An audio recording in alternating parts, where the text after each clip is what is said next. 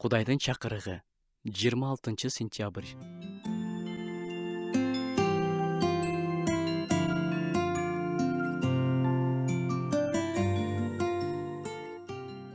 Анткени кимде бар болсо, ага дагы берилет.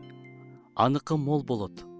Ал эми кимде жок болсо, андан колунда болгон нерсеси да тартылып алынат. Бул аятты биз Матай жазган жакшы кабардан окуйбуз. Ар кандай адамдар бар. Кээ бир адамдар колунда бар болгон нерсени да байкабай жашашат. Кимде жок болсо, андан колунда болгон нерсеси да тартылып алынат деп окудук. Демек, анын колунда бир нерсе бар экен да. Бирок ал аны ушуга чейин байкаган эмес, баалаган эмес.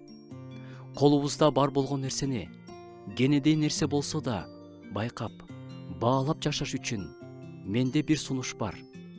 Күнүгө эртең менен дептер ачып алып, ага ондон кем эмес ыраазычылык жазуу. Менде эмнем бар болсо, ошонун баарын тизип жазып алып, ар бири үчүн ыраазычылык айтуу.